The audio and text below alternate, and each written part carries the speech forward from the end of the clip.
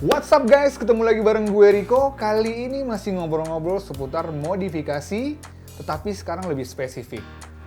Hari ini kita akan ngobrol seputar modifikasi jok bersama Hardy Classic.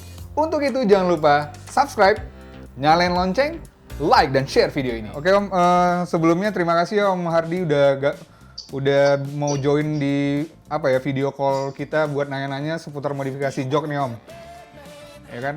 Karena kan orang juga udah mungkin beberapa orang udah banyak tahu Om Hardy itu sudah mengerjakan banyak banget modifikasi khususnya di jok mobil nih, dan kliennya juga udah banyak banget, dan salah satunya ada selebritis ya, Raffi Ahmad. Semua mobilnya mungkin di custom joknya di Om Hardy ya Om ya.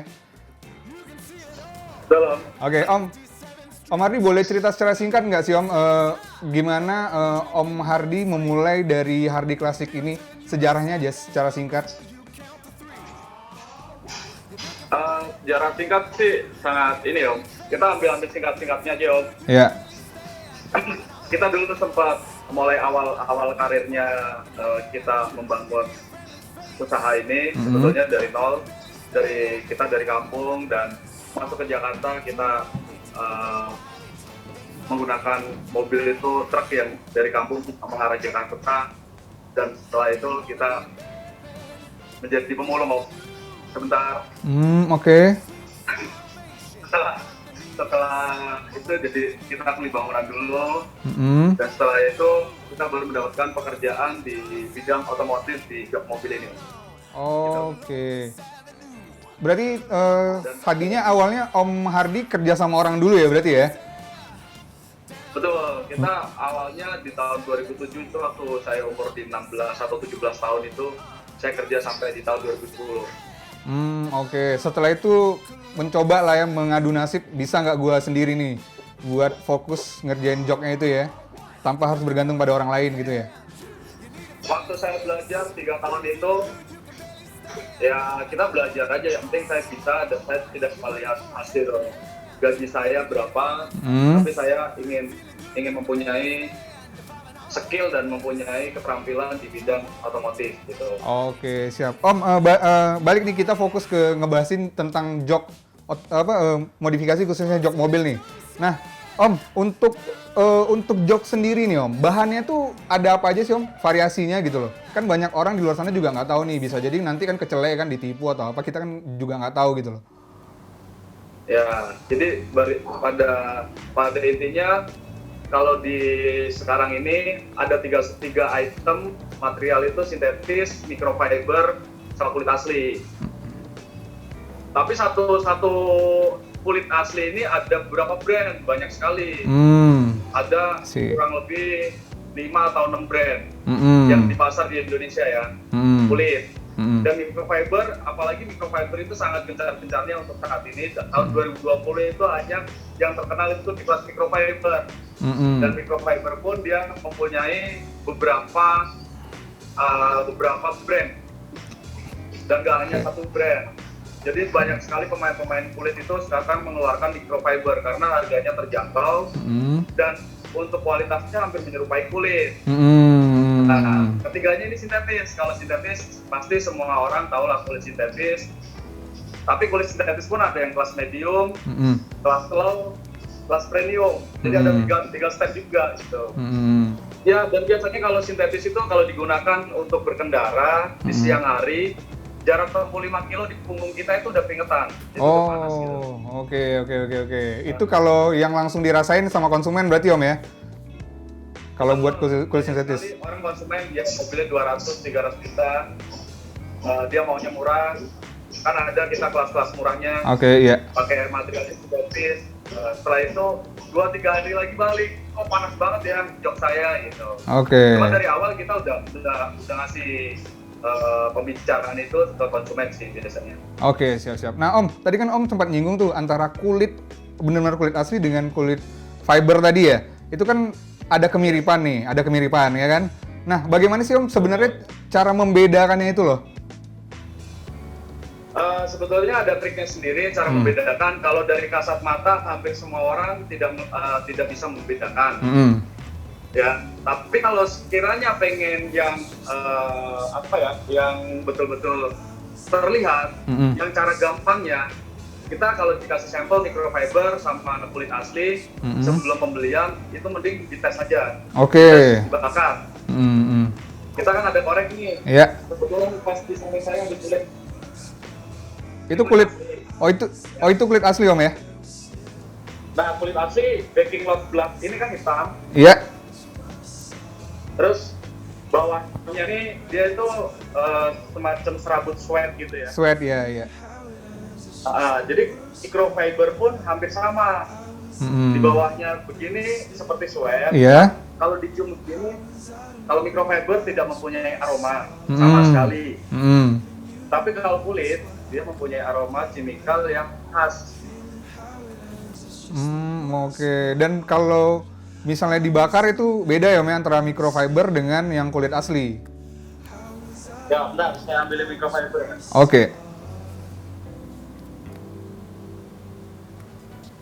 Nah, di sini ada microfiber warna abu. Ya. Tapi backing lotnya juga sama, hampir sama nih kalau kita lihat ini. Ini juga serabut, tapi serabutnya tuh terlihat serabut buatan ya. Oke. Dan lebih gampangnya lagi, ini kita tes saja. Biasanya kalau ngetes kulit kan dibakar. Microfiber mau kulit itu kan ngetesnya di permukaan begini nih Om. Iya. Nah, kalau kulit nggak ada masalah. Microfiber pun dia nggak ada masalah. Oke, sih. Iya. Iya. Oh, jadi ada trik ya Om ya? Ada triknya juga ya? Ada triknya. Biasanya kalau kita beli dompet di pasar, pasar yang ramai gitu kan, ini kulit asli, terus dia mencobanya membakar, ini konsumsi korek yang gede ya, tapi membakarnya di garis-garis. Iya. Otomatis nggak ada masalah. Oke. Tapi kalau dia berani membuktikan kulit asli itu nyobanya di bagian ujungnya. Ini microfiber ya. Iya. Nah, ini microfiber sekarang. Oke. Kita coba. Dia akan langsung terbakar. Dia akan membakar api. Iya. Ya. Nah, dia asapnya pun asap plastik. Semacam asap plastik, tapi nggak seperti sintetis yang baunya benar-benar plastik banget. Oke. Nah, kalau kulitnya kita ambil yang ujung. Ini kulit nih. Sama-sama ujung, sama-sama apinya gede. Iya. Dia nggak mungkin terbakar, dia hanya menciut kulitnya. Oke, iya. Dia hanya menciut. Dan aromanya ini aroma kalau kita membakar kayak bakar-bakar ikan gitu loh, ayam gitu, baunya hampir sama. Oke. Iya benar. Oke deh Om. Terus ini Om, kayak material pendukung nih Om, seperti busa nih, busa. Ada tipenya nggak sih Om, busa itu? Kalau kita mempunyai standar sendiri ya, jadi kita kan ada salah satu masuk di asosiasi, dan asosiasi itu mengeluarkan standar OEM internasional. Oke. Jadi cuman satu ya Om ya, khusus satu ya berarti ya busanya ya? Satu. Biasanya kan kalau untuk yang yang orang tahu itu kan busa untuk material pendukung di jok mobil itu kan busanya busa putih tipis begitu ya? Iya, yang orang tahu nih. Nah, ya itu biasanya dipasang sekali dipasang seminggu 2 minggu udah kempes. Iya benar. Bentuk postur joknya itu nggak kurang maksimal gitu. Oke deh Om, kan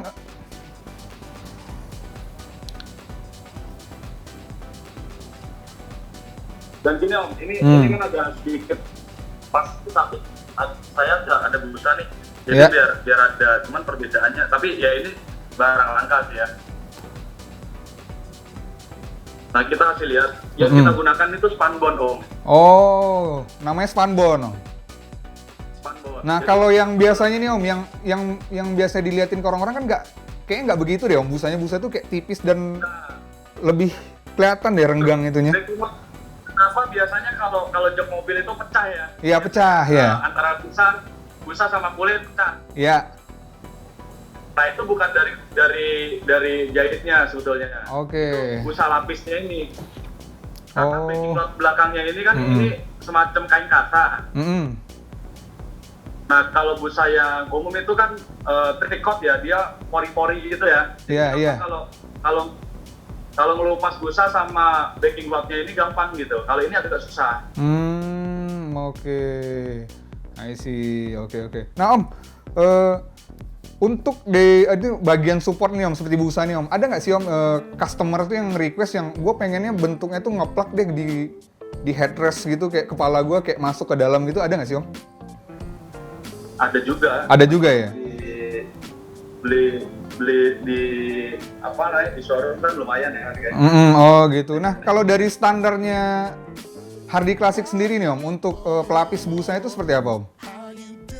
Apakah semua bagian yang di kulit dikasih busa, atau ada beberapa bagian yang khususnya yang bagian punggung, terus pantat gitu, apa gimana Om? Jadi kita ada alternatif membuat sesuatu di mix. Jadi busa yang bagus begini itu hanya ditampak bagian depan. Oke. Yang tampak bagian depan itu yang sering kita duduki, yang kena badan kita, biar kalau pas duduk itu jauh lebih nyaman. Oke. Nah, kalau yang bagian belakang tanpa kena dudukin, hanya pengen terlihatnya bagus saja, itu pakainya busa yang putih. Jadi kebalik. Jadi busa yang hitam itu hanya bagian depan, kalau busa putih bagian belakang, karena nggak kena dudukan, karena itu gampang kempes. Oke. Tapi kalau di senderan kan otomatis kan aman. Dan kalau jok bikinan timnya Hardy Classic biasanya itu semakin lama dipakai semakin bagus biasanya ya. Karena kan udah riset kelihatan gitu. Oh iya. Oke deh Om. Nah balik lagi untuk masalah desain nih, kayak desain misalnya kan ada beberapa customer yang datang dengan tipe dan varian mobil yang berbeda-beda nih. Nah biasanya kan untuk desain itu mereka datang langsung minta, gue mau desainnya seperti ini, gue mau jahitannya seperti ini, gue mau benangnya seperti ini. Apa itu semua direkomendasikan dari Hardy Classic sendiri ya, biar sesuai dan mereka tidak salah langkah gitu loh? Ya, biasanya alternatifnya seperti ini. Banyak konsumen yang membawa desain-desain mobil dari luar negeri, dan itu mobil tentunya sport car, mobil yang luxury. Itu kan terlalu wah ya kalau kita aplikasikan mobil yang ada di Indonesia gitu. Dan kita biasanya tidak memberikan jaminan hasilnya itu bisa sama. Tapi kita kalau disuruh mengerjakan seperti itu, kita bisa. Nah, alternatif dari kita sendiri, mending kita merubah dari bagian modelnya. Karena biasanya imajinasi orang itu terlalu tinggi, dan kalau kita sudah aplikasikan di mobilnya salah satu ownernya gitu, itu banyak terjadi ada kekecewaan, dan kita nggak mau seperti itu. Jadi orang sebelum pemasangan itu harus real, detail dulu, tahu dulu, ada gambaran dulu. Jadi gambarnya seperti ini, kita kasih konsultasi dulu sih sebetulnya. Dan orang nggak harus, apalagi di media sosial saya, mungkin di YouTube channel kurang lebih ada 500 foto ya, 500 video ya, itu bisa buat contoh yang real kenyataan. Kadang biasanya kalau desain Photoshop gitu kan terlalu dibagus-bagusin, jadi mending saran saya jangan ambil yang seperti itu, takut kecewa aja gitu. Oke Om, ini juga mau tanya seputar, ada perbedaan nggak sih Om antara jok yang dijahit dengan jok yang tidak dijahit? Oke, banyak sekali Om perbedaannya. Kalau untuk jok permanen, timnya Hardy Classic ini kan kita khusus permanen.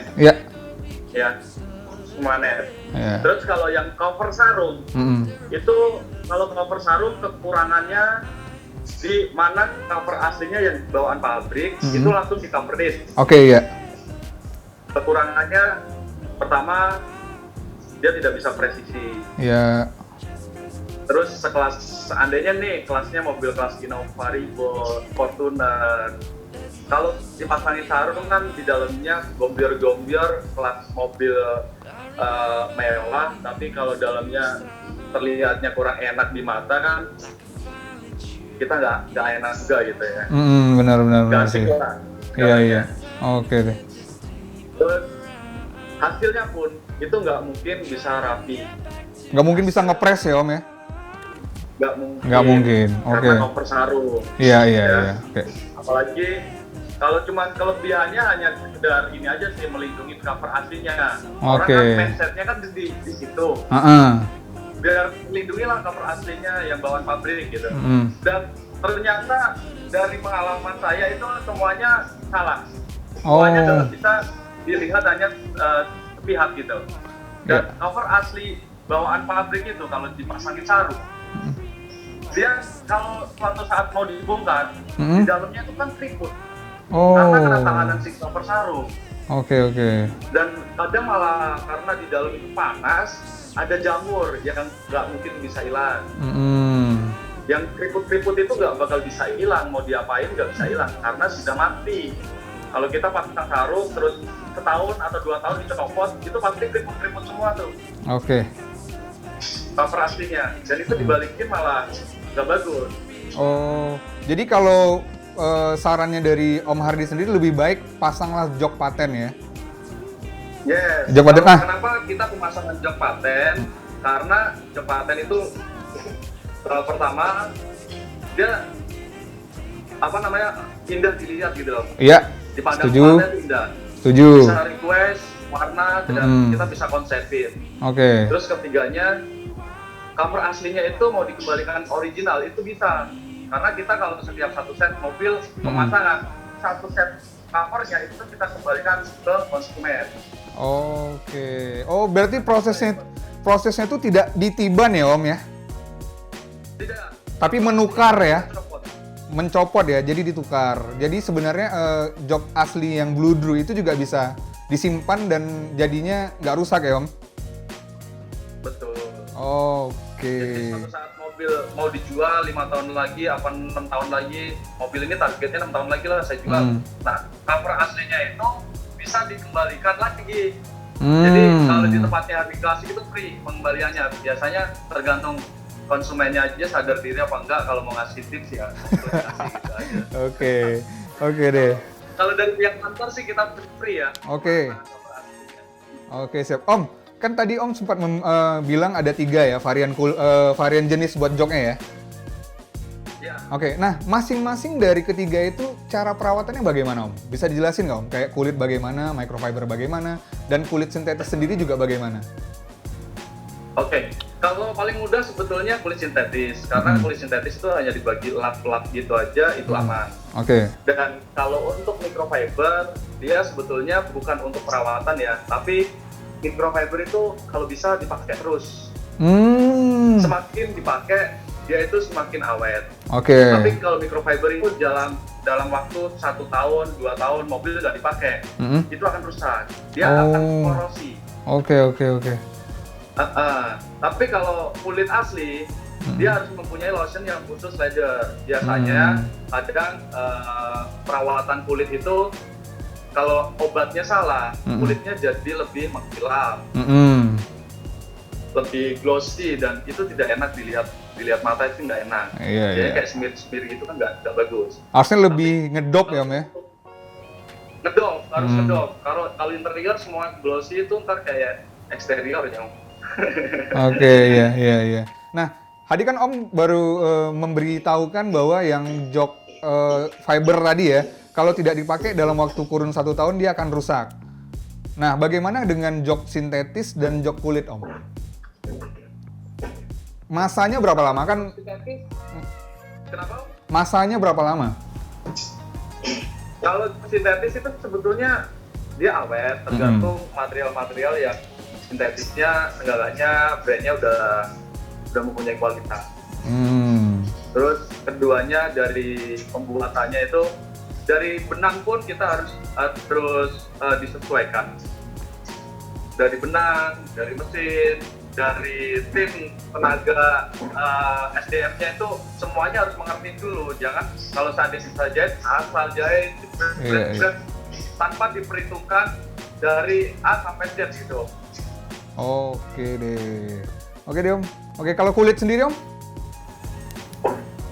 Kalau kulitnya sendiri itu harus mempunyai harus mempunyai pengerjaannya itu kadang kan kalau di jok mobil itu kan ada sistem airbag ya.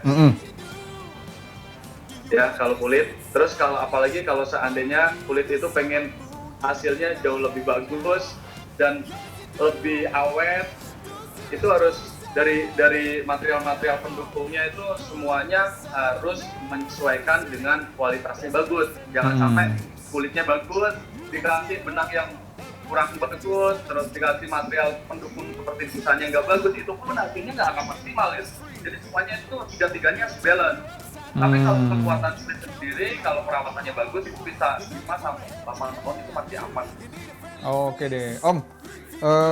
Mau tanya juga nih, ini nggak sih ada spesifik, maksud saya tuh ada tingkat kesulitan nggak sih dari masing-masing jenis mobil gitu loh, kayak sports car kah atau jeep, untuk dari pemasangan jok patennya sendiri? Gimana Om? Sorry Om? Untuk tingkat kesulitan Om. Iya, dari berbagai jenis mobilnya, ada sports car, jeep, atau hatchback. Sebetulnya kalau dari tingkat kesulitan itu menurut saya sendiri sih hampir semuanya sama. Tinggal dari awalnya sih Om. Biasanya kalau pas pembongkaran awalnya salah, itu semuanya akan salah dan akan patah. Tapi kalau dari awalnya, ini mobil A, kita proses pembongkaran. Nah, proses pembongkarannya kalau betul, itu pasti kembaliinnya juga pasti betul. Dan kalau kalau untuk susah atau tidaknya itu mobil sebetulnya semuanya hampir sama sih. Yang cuman sering trouble atau enggaknya itu paling ada perbedaan. Biasanya kalau sering trouble itu kan BMW Mercy ya. Terus kalau yang nggak sering trouble kan yang mobil Jepang itu jauh lebih enak sih sebetulnya. Tapi kan kita juga udah tahu gitu, oh mobil ini nanti akan kendala trouble-nya seperti ini, terus obatnya ini, kita tahu gitu. Makanya sebelum kita mengerjakan pun, kita harus selalu cek indikator. Kalau Jepang ya, kalau Eropa ya, itu khususnya di Eropa, tim saya itu selalu pertama kalinya mobil mau dibongkar, harus dinyalain mesin sekali buat lihat indikator-indikator mana yang nyala, mana yang ini nanti akan timbul masalah, itu semuanya harus terlihat, ada checklistnya, baru kita mulai proses pembongkaran. Kalau enggak, repotnya kalau pas sudah dibongkar tanpa dicek, tautannya wah airbagnya nyala, terus sensor-sensornya lain nyala gitu. Itu biasanya keteledoran seat maker sih kalau seperti itu. Dia tidak mengantisipasi dan gampang menyepelekan pekerjaan gitu sih. Oke, siap Om. Kalau untuk pekerjaan menurut saya hampir semuanya sama. Oke, kalau untuk pekerjaan hampir semuanya sama. Oke Om, untuk durasi sendiri nih Om, dari misalnya customer datang awal ke Hardy Classic sampai mobil itu sudah selesai dikerjakan di Hardy Classic, itu tuh durasi berapa lama Om? Kalau sudah waiting list, udah booking itu 1 hari selesai Om. Tapi pengerjaannya hanya jok door trim, super konsul, setir itu sehari selesai. Tapi kalau seandainya pengerjaannya sampai dashboard, plafon, bikin panel, yang full interior itu memakan waktu yang cukup lama sih. Bisa 3 mingguan. Oh, bisa 3 mingguan. Oke deh Om, bisa dikasih gambaran sedikit nggak Om, kisaran harga nih, misalnya kalau buat jok kulit sintetis atau pakai fiber atau pakai jok kulit untuk yang varian mobil misalnya 7-seater atau 5-seater sendiri. Kalau untuk di saya ini pasar global ya? Iya, pasar global lah, boleh lah. Misalnya range saja deh, boleh gitu, range. Jadi biar punya gambaran gitu loh. Oh gitu. Sebetulnya kalau sintetis, kalau yang kita mainkan sendiri itu mulai dari 3,5 juta untuk 7-seater. Tapi kalau untuk yang 3 barisnya 4,5 juta. 4,5 juta. Oke, itu untuk yang sintetis. Untuk sintetis dan untuk jok sama door trim ya. Oke. Jok sama door trim. Itu udah sepaket berarti Om ya? Satu paket, betul. Itu semuanya menggunakan material pendukungnya yang yang kualitas semua ya. Jadi kita walaupun kasih harga segitu, tapi saya memberanikan diri itu standar kualitas material yang kita gunakan itu semuanya standar OEM. Jadi bagus semua. Oke deh. Nah kalau fibernya sendiri Om? Kalau untuk microfibernya sendiri kita mulai dari 5,5 sampai 7,5. Dan itu tergantung mobil juga sih. Kalau mobilnya kelas Alphard itu bisa mahal juga gitu. Oke, ya. Karena kan memakan material yang cukup banyak, terus pengerjaannya nggak bisa 1 hari selesai, terus dia harus memakan waktu 2 hari, kan kita harus hitung juga sih Om. Karena kos anak-anak kan semuanya harus balance ya. Kadang kan kalau kita main kasih harga murah, ujung-ujungnya kita repot, kita tidak tanggung jawab kan. Ya mending kita ngomong dari awal sih gitu. Oke deh. Nah kalau untuk jok kulitnya Om? Untuk jok kulitnya sendiri kita mulai dari 12 juta ya Om. Berarti mulai dari 12 juta ya? Ya. Oke. Kalau untuk 3 baris dari 17 juta. Oke, jadi yang nonton punya gambaran lah Om kalau nanti akan coba modif di jok mobilnya. Nah Om, sekarang kan lagi pandemi COVID nih Om, COVID-19. Nah, kalau dari Hardy Classic sendiri bisa nggak melakukan pengerjaannya itu di rumahnya customer itu sendiri? Atau bagaimana sih prosesnya sebenarnya gitu? Sebetulnya jauh lebih repot sih seperti itu ya, karena kan tim saya ini kan tidurnya semuanya pada di dalam. Dan semenjak COVID seperti ini kan tim saya tuh nggak ada yang boleh keluar, dalam arti keluar keluyuran di mana gitu. Saya nggak boleh. Nah, karena kalau satu tim semuanya di dalam tidur di mes itu kan kita antisipasinya kan lebih enak, kecuali orang kita itu ada yang pulang pergi itu kan jauh lebih beresiko ya. Jadi saya lebih baiknya itu mending mobil konsumen itu diantar ke tempat saya pagi, nanti sore bisa diambil. Dibandingkan delivery, kita kan nggak tahu Om namanya di luar ya. Pasti dia kalau delivery kan pasti ke warung lah, beli rokok lah, makan lah, inilah itulah, ketemu banyak interaksi sama orang jatuhnya. Oke deh. Tapi kalau di workshop kan interaksinya sama teman-teman sendiri, jadi tahu gitu ya. Jadi seluk-beluknya, tahu nih anak gak kemana-mana dan dari kerjaan. Terus kalau kita kerja Senin sampai Sabtu, Minggu kan libur. Oke, Om. Libur, Minggu kan buat istirahat gitu. Oke ya, Om boleh cerita sedikit nggak sih Om tentang proses pemasangan dari jok itu sendiri Om? Kalau untuk pemasangan prosesnya sendiri, kita kan mempunyai tim yang khusus ya. Jadi semacam kayak bongkar pasang, kita udah khusus. Emang setiap harinya dia bongkar pasang dan jahit, spesialisnya menjahit. Terus membuat desain, spesialisnya membuat desain. Instalasi, pemasangan di covernya ada spesialis masing-masing Om. Oke deh. Om Ardi boleh dilihatin nggak sih Om workshopnya bagaimana sih proses pengerjaan kulit, pemasangan jok kulit? Itu bisa lihat kamera depan ya sih? Oh bisa ya? Oke. Ya. Berarti saya keluar nih Om? Iya boleh nggak Om? Ini lagi agak sepi sih Om, jadi ini tempat produksi kita, sama aja kayak garment gitu ya jatuhnya. Kayak garment ya benar.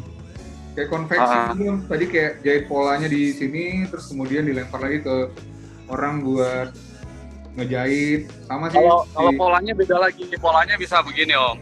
Kita ada beberapa mobil ini kan harus ada data polanya. Ada yang lagi dipasang nggak Om? Ke dalam mobilnya langsung Om? Oh, kalau lagi dipasang di dalam mobilnya banyak. Dan ini proses pembuatan plafon. Oh, plafonnya dibongkar ya, Om? Bongkar ya. Nah, di dalam sih ini lagi pada ngerjain sih, gitu. Jadi kita bikin khusus parkir terus apa ya? Buat produksi instalasi sendiri. Jadi semuanya beda-beda ya. Oh, oke. Oh, ini lagi proses untuk memasangnya kembali ke dalam mobil ya, Om? Ya, di sini kan ini lagi nah ada itu lagi gelap ya. Ya, Gelap ya. cukup terang Om. Cukup bisa dilihat. Ini lagi proses sih. Jadi Toyota Rush ya. Ini kan Toyota Rush. Kalau ini kan Land Cruiser yang V8 ya. Semuanya udah hitam, jadi hitam semua. Oh, dia full berarti ya? Full semua. Oke. Kalau ini mobil baru ya, Expander Cross ya. Ini juga ada pemasangannya tuh.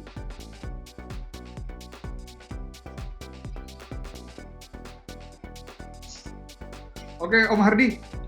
Mungkin ada saran nggak sih dari Om Hardi untuk orang yang akan memodifikasi jok kulit mobilnya nih? Kira-kira ada saran nggak Om? Biar mereka juga punya gambaran ketika gue punya duit, nanti gue akan memodif jok mobil gue gitu. Sebetulnya kan kalau seperti itu tergantung ya. Biasanya kan ada juga yang apa ya namanya, sebelum bertindak, sebelum membeli sesuatu itu kan kita harus melihat dulu track recordnya seperti apa, karena mobil itu kan sebuah harta yang mempunyai value yang sangat bagus ya. Yeah. Jadi kadang untuk bagian eksteriornya mungkin udah keren, untuk dalamnya pengen diganti juga biar lebih keren lagi. Tapi kalau salah memilih workshop ya pastinya akan mengeluarkan biaya yang 2 kali lipat. Kalau mengeluarkan 2 kali lipat itu kan otomatis berarti yang pembuatan pertama kan gagal. Yeah. Baru mencari yang lebih baik lah ya. Yeah. Lebih baik. Dan ternyata kalau kadang juga ada udah 2 kali gagal lagi. Oke. Ada juga, Om. Oh, ada juga seperti itu. Tidak sesuai yang diharapkan gitu loh. Makanya harus pertama kalinya kita harus melihat recordnya dulu sih. Seberapa pengalaman sih ini bengkel gitu. Oke. Dan kemudian pernah mengerjakan mobil apa? Biasanya kalau kita mempunyai kelas Innova ya. Maksudnya ini cuman gambaran dari konsumen aja sih lebih banyak. Mempunyai mobil Innova. Tapi dia pengen upgrade interior, pengen modifikasi interior ya. Pastinya dia juga melihat dong. Sekarang kan zaman digital, tinggal browsing, lihat di Instagram, YouTube, Google gitu kan. Ya. Nah, identiknya banyak orang itu yang melihat itu jangan sampai mobil dia Innova, terus yang dilihat di media sosialnya itu mobil-mobil yang di bawahnya dia. Itu biasanya dia akan berpikir takut gitu. Tapi kalau kita lihat, oh mobil saya Innova, terus yang dikerjain setiap hari kita kan ada grid-gridnya ya, jadi nggak semuanya kan nggak mobil itu terus, tapi ada mobil BMW, ada Mercy, ada Audi, ada Peugeot, itu kan sebuah dia tertarik gitu loh, oh gila ya dia bisa mengerjakan mobil-mobil yang kelasnya Eropa gitu. Lamborghini gitu ya Meh? Ya itu terlalu tinggi lah ya kayaknya. Itu masuk dalam portfolio berarti dari workshop itu sendiri. Ya jadi kan seenggaknya dia bisa menilai sendiri lah. Kalau mungkin orang yang sudah mempunyai mobil itu pasti berpikirannya jauh lebih keren lah. Karena kan dia pasti semangatnya itu pasti lebih tinggi juga gitu loh. Orang udah mempunyai mobil berarti dia udah pintar gitu. Oke deh. Simpelnya gitu ya. Siap. Oke, Mari, thank you Om ya atas berbagi inspirasinya. Ya, semoga yang nonton juga bisa terinspirasi. Jadi ketika dia nanti akan melakukan modifikasi jok mobil, mereka sudah punyalah ilmunya. Oke, sampai ketemu ya Om. Ya. Baik, thank you Om Miko, terima kasih. Yuk, ya. Oke guys, itu dia tadi ngobrol-ngobrol gue dengan Hardi Classic seputar modifikasi jok. Nah, jangan lupa jaga kesehatan diri dan juga keluarga. Kalau nggak penting-penting amat, di rumah aja.